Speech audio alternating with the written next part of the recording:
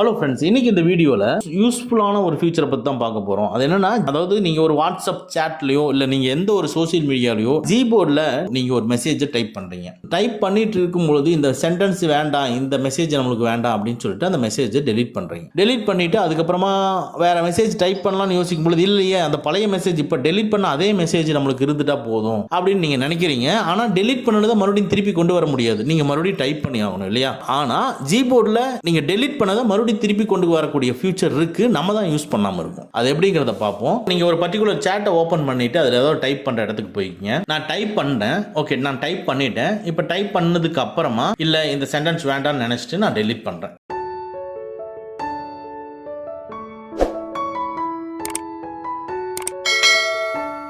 Delete பண்ணிட்டேன். ஐயோ இல்ல இந்த சென்டென்ஸ் இருக்கட்டுமே நினைக்கிறேன். அப்போ அந்த டைம்ல லெஃப்ட் சைடுல இருக்கிற அந்த 4 ஸ்கொயரை நீங்க கிளிக் பண்ணுங்க.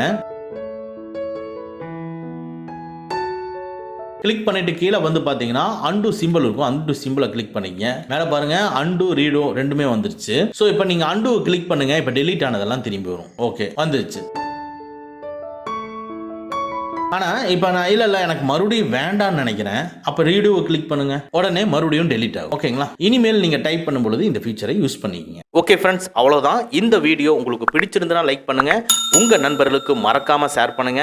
இந்த மாதிரி டெக்னிக்கலான விஷயங்களை நீங்க தெரிஞ்சுக்கணும்னா நம்ம சேனலை மறக்காம சப்ஸ்கிரைப் பண்ணிக்கங்க. கூடவே இருக்கிற பெல் ஐக்கானை பிரஸ் பண்ணிக்க. நம்மளுடைய அடுத்த வீடியோ உங்களுக்கு உடனுக்குடன் தெரிய வரும்.